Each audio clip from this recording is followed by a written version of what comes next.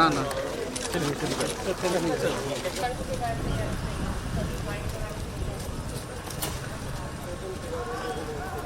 लोक आस्था का महापर्व छठ को लेकर मुख्यमंत्री हेमंत सोरेन ने रांची के कांके डैम और हटनिया तालाब के छठ घाट में चल रही तैयारी का जायजा लिया। वहीं वहां उपस्थित अधिकारियों को मुख्यमंत्री ने दिशा निर्देश भी दिए। हालांकि उन्होंने छठ व्रतियों को पूजा में किसी परेशानी का सामना न करना पड़े, इसे लेकर निरीक्षण किया और आदेश भी दिए कि रांची के सभी तालाबों या यूँ कहें कि झारखंड के सभी तालाबों के साफ सफाई का ख्याल रखा जाए। नदी घाट में भी सफाई का ख्याल उतना ही रखा जाए जितना कि तालाबों में रखा गया है, यानी कि दोनों जगहों पर साफ सफाई का ख्याल रखा जाए जिससे छठ व्रतियों को कोई असुविधा का सामना न करना पड़े। हालांकि यह मुख्यमंत्री हैं, राज्य के मुखिया हैं और उनकी बातों का असर तो पड़ेगा ही, लेकिन कुछ ऐसे समाजसेवी और राजनेता भी हैं जो लोक आस्था के इस महापर्व में सेवा की डुबकी लगाने से पीछे नहीं हटते। वह एक ओर छठ घाटों का निरीक्षण कर रहे हैं, वहीं दूसरी ओर कृत्रिम तालाब का निर्माण भी करवा रहे हैं। ऐसे में यह कृत्रिम तालाब वैसे छठ व्रतियों जो तालाबों और नदियों के छठ घाट तक नहीं जा सकते, उनके लिए यह कृत्रिम तालाब एक वरदान से कम नहीं है। आप देख सकते हैं तस्वीरों के माध्यम से कि किस प्रकार कृत्रिम तालाब का निर्माण किया जा रहा है। हालांकि हम बात करेंगे उनसे भी जिन्होंने इस प्रकार के तालाब निर्माण करने की सोची, सुझाव दिए और सार्वजनिक तौर पर सभी लोगों के सहयोग से कृत्रिम तालाब का निर्माण की शुरुआत हुई। लेकिन सबसे पहले सुनिए मुख्यमंत्री हेमंत सोरेन को कि उन्होंने क्या कहा और उसके बाद हम आपको बताएंगे कि कृत्रिम तालाब के निर्माण के पीछे की वजह क्या है, कब से हो रहा है कृत्रिम तालाब का निर्माण।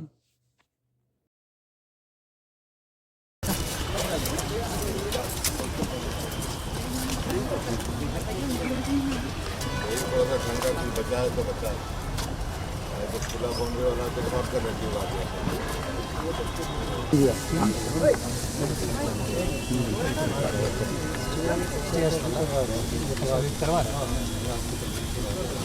इसमें जितनी तैयारी की जाए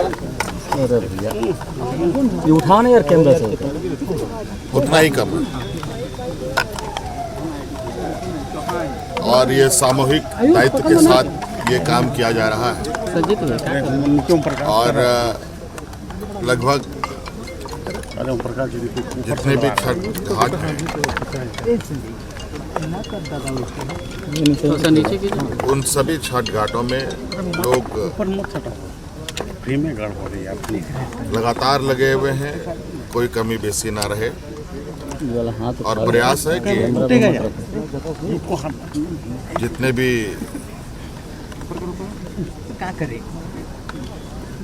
छठ मनाने वाले लोग हैं उनको किसी तरीके का कोई तकलीफ ना हो, इसके लिए प्रशासन और जगह जगह की जो समितियां हैं वो आपसी सामंजस्य बनाकर काम कर रहे हैं। मेरी ओर से छठ पर्व की बहुत बहुत शुभकामनाएं। चलिए, तो आप देख सकते हैं तस्वीरों के माध्यम से राजनेता और समाज सेवी कह सकते हैं तालाब का निर्माण करवा रहे हैं। आइए जानते हैं इनसे। अच्छा, एक बात बताइए, आज हम जरूरत पड़ी, क्या जरूरत आन पड़ी कि आप कृत्रिम तालाब का भी निर्माण करवा रहे हैं?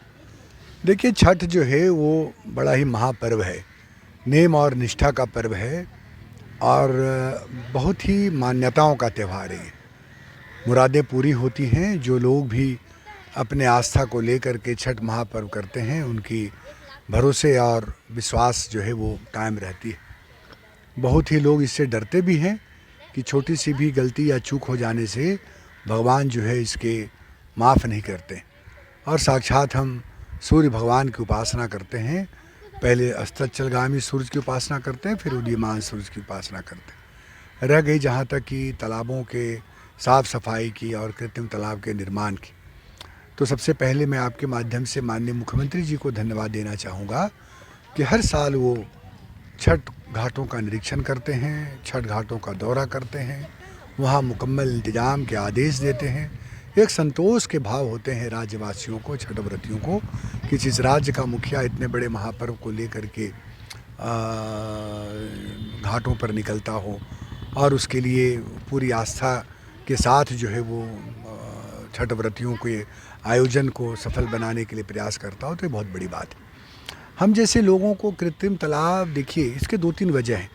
एक तो सबसे पहला वजह कोरोना काल था। कोरोना काल में जब सब लोग घरों में कैद हो गए थे, उस समय जो है लोग अपने छत पर छठ का त्यौहार करने लगे, 2-4-10 लोग मिलके करने लगे और उसी समय कृत्रिम तालाब के निर्माण का भी जो है वो प्रक्रिया शुरू हुई। राजधानी में सैकड़ों कृत्रिम तालाब बनते हैं और लोग हज़ारों की संख्या में, लाखों की संख्या में लोग कृत्रिम तालाब में जाते हैं। पहली वजह ये है। दूसरी वजह जो ये है वो सबसे महत्वपूर्ण है कि नदियों और तालाबों के जो जल हैं वो पूरी तरह से दूषित हो गए।